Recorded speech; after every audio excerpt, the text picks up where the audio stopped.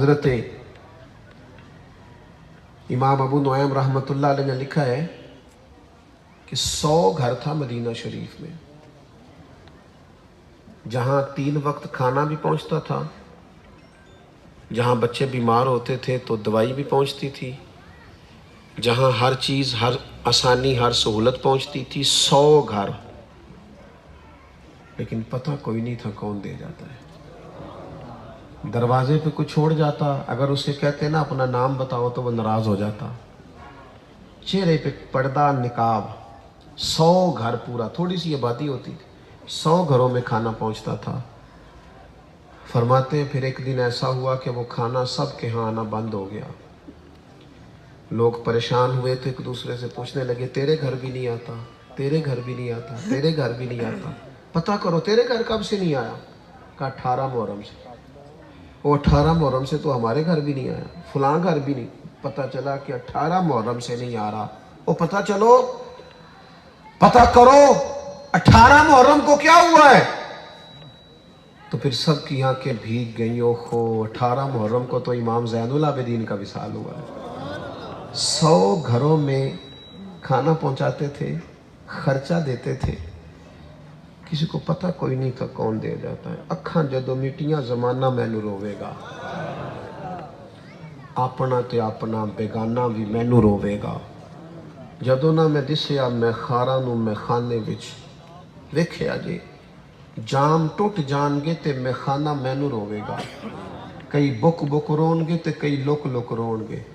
گلیاں دا ایانا تے سیانا مینوں روے گا۔ جن لوگوں نے خدمات کی نا، جنہوں نے کچھ کارہائے نمایاں کیے، ان لوگوں نے اخلاص سے کیے، اللہ کی رضا کے لیے کیے۔ انہوں نے کسی جگہ نام و نمود کو آنے نہیں دیا، اپنی زندگی میں مخلص ہو جائے۔ ایک اینٹ لگائیں کسی مسجد میں، پر ہمیں پتہ ہو یا اللہ رسول کو پتہ ہو۔ کسی ایک غریب کا خرچ اٹھا لیں، پر ہمیں پتہ ہو یا رب رسول کو پتہ ہو۔ ایک نیکی کریں۔ دیکھو، جس کے گھر میں 20 تولے سونا پڑا ہو وہ کبھی گلی میں نہیں لے کے آیا، وہ کہتا ہے یہ قیمتی ہے، اسے گلی میں نہیں لے کے جانا۔ جس کے گھر میں 50 لاکھ کیش ہو وہ کبھی گلی میں نہیں، کیونکہ قیمتی چیزیں دکھائی نہیں جاتی، چھپائی جاتی ہیں۔ اگر اپنی نیکیوں کو قیمتی سمجھتے ہو تو انہیں دکھانا چھوڑ دو، چھپانا شروع کر دو، تاکہ وہ قیمتی ہو جائے۔ قیمتی اپنی زندگی میں وہ خوبصورتی لائیں، وہ للہیت لائیں۔ آخری بات آپ سے یہ کرنی ہے کہ اللہ کریم نے جو آیات میں نے تلاوت کی اس میں فرمایا کہ وَالَّذِينَ يَبِيتُونَ لِرَبِّهِمْ سُجَّدًا وَقِيَامًا۔ فرمایا اللہ کے بندوں کی شان یہ ہے کہ وہ رات سجدے میں گزار دیتے ہیں اور قیام میں گزار دیتے ہیں۔ مسلمان کی طاقت مصلی ہے، مسلمان کی طاقت دعا ہے۔ ہم مجلسوں کے قائل ہیں، محافل کے قائل ہیں، جلوتوں کے قائل ہیں۔ ہمارے موبائل آباد ہیں، ہمارے ہاں گھر آباد ہیں، دفاتر آباد ہیں، ہمارے مصلی نہیں آباد۔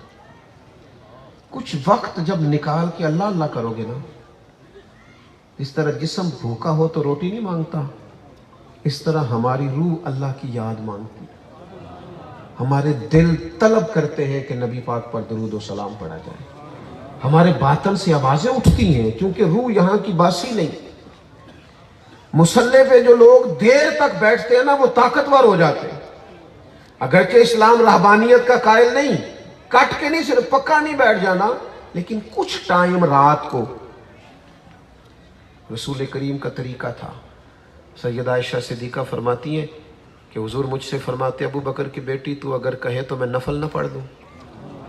میں کہتی میرے ماں باپ قربان ہو۔ پھر میرے کریم مصلی بچھاتے، ایک آیت میں ساری رات بیت جاتی، یہاں تک کہ مقدس قدموں میں ورم آ جاتے۔ ہم نہ بندوں کے پیچھے بھاگ بھاگ کے تھک گئے، ادھر والے راضی کیے تو ادھر والے بگڑ گئے، ادھر والوں کو خوش کیا تو دوسرے ناراض ہو گئے۔ کیوں نہ اپنے رب کی بارگاہ میں حاضری دیں، کیوں نہ لمبی لمبی دعائیں مانگیں۔ میں ایک ڈاکٹر صاحب کے پاس بیٹھا تھا، میرا ان سے پیار کا تعلق ہے، تو مریض کو کہہ رہے تھے کہ آپ کے اندر کوئی ٹینشن ہے، آپ وہ ساری ٹینشنیں نا اپنے دل سے نکال دیں تب یہ ٹھیک ہو جائے گی۔ تو وہ نا پیشنٹ جو تھے، مریض، وہ ہلکا ہلکا نا ہاتھ سار ہلا رہے، تو میں سمجھ گیا کہ یہ نہیں نکال سکتے۔ تو میں نے کہا میرا مداخلت کرنا بنتا تو نہیں، پر اجازت دے تو ایک بات کر لوں؟ انہوں نے کہا جی کیجیے۔ میں نے کہا ڈاکٹر صاحب کچھ دکھ بڑے ذاتی قسم کے ہوتے ہیں، بڑے نجی ہوتے ہیں، بندہ اپنے آپ سے بھی نہیں کہہ سکتا، کہے ہی نہیں جاتے۔ کہنے لگے حل کیا ہے؟ میں نے کہا حل ہے نا، حل ہے مصلی اور دعا۔ جو کسی سے نہیں کہہ سکتے کہہ دو اللہ رسول سے، اور کھل کے کہہ دو، اور ساری کہہ دو، اور رو کے کہہ دو، تمہارا راز بھی رکھا جائے گا، دل بھی ہلکا ہو جائے گا، اور رب سے بندہ جتنا مانگتا جاتا ہے اللہ اس کی عزت میں اضافہ فرماتا جاتا ہے۔ اور وہ ایک اکبر الہآبادی کہتے ہیں مصیبت میں بھی اب یاد خدا ہم کو نہیں آتی، دعا منہ سے نہ نکلی، جیبوں سے عرضیاں نکلی، ساری جماعتوں کے پیچھے بھاگ بھاگ کے تھک گئے ہو، نتیجہ کیا نکلا ہے؟ واپس نہ لوٹیں اللہ رسول کی جانب، بجائے بڑے لوگوں کی گاڑیوں کے پیچھے بھاگنے کو اللہ کے گھر کی طرف نہ بھاگیں، اس طرف نہ دوڑیں۔ اپنی زندگی میں عبادت کا مزاج پیدا کریں، طبیعت اس طرح کی بنائیں، ذوق اس طرح کا بنائیں کہ کچھ دل قرآن پاک سے لگے، کچھ درود پاک سے لگے۔ آج ڈھیروں لوگ مرید ہوتے ہیں، وہ بیعت تو ہو جاتے ہیں لیکن جو شیخ نے سبق دیا اس پر توجہ نہیں کرتے، وظائف ہی نہیں پڑھتے۔ میں بہت سارے لوگوں سے کہتا ہوں کہ ہم نے زیادہ مرید کر کے کوئی الیکشن تھوڑی لڑنا ہے، مقصود تو یہ ہے کہ جو کہتے ہیں اس پر عمل کرو، یہی پیری مریدی ہے۔ جو سکھاتے ہیں اسے سیکھو، جو درد لیے پھرتے ہیں اس پر غور کرو، یہی بیعت ہے۔ باقی کوئی ایسا شوق اللہ نے نہیں دیا طبیعت کے اندر کہ پتہ چلے یہاں بھی لاکھوں ہیں تو وہاں بھی ہزاروں ہیں۔ تو میں نے جو 4 باتیں آپ کی خدمت میں عرض کی ہیں پھر دہراتا ہوں بات ختم کرنے سے پہلے۔ ایک تو مزاج علم کا بنائیں، تھوڑا بہت سیکھتے رہیں، کوشش کریں ایک آیت روز سیکھی جائے، ایک حدیث پاک روز ہماری سمجھ میں آئے۔ دوسری گزارش یہ جو سیکھیں نا اس پر عمل کریں، بغیر عمل کے نا مطلب وہ بہترین پڑھنے لکھنے کے بعد بھی پریکٹیکل کرنا پڑتا ہے۔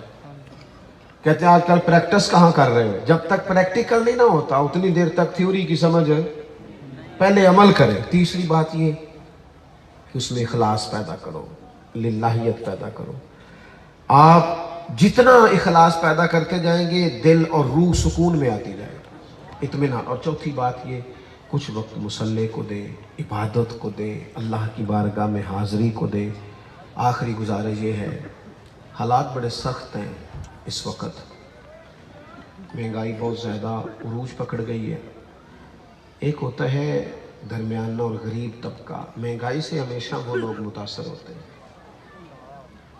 مجھے تو اپنی گلی کے لوگوں کو پتہ ہے کہ کس کی کتنی آمدن ہے، تو آپ کو بھی تو پتہ ہی ہوگا نا۔ بجائے اس کے کوئی آ کے رو کے کہے، اس سے پہلے ہی نا تھوڑی خبر لیں ایک دوسرے کی۔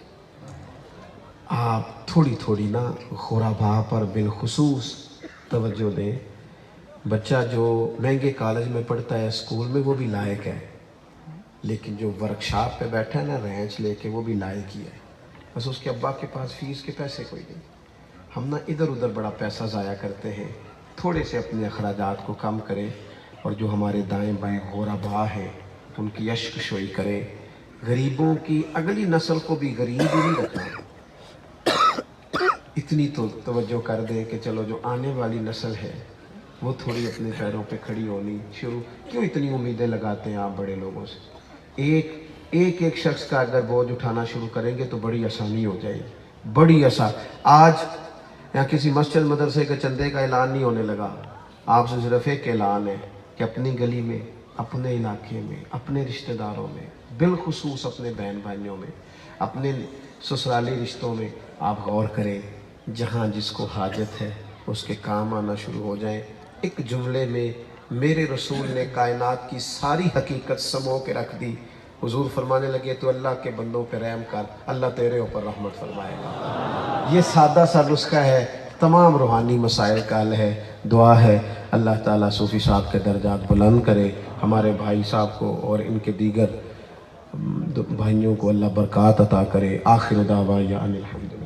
اللہم صلی علی سیدنا و مولانا محمد معدد الجود والکرم وآلہ وصحبہ وبارک وسلم۔ اللہ اس بزم حسن کو قبول فرما۔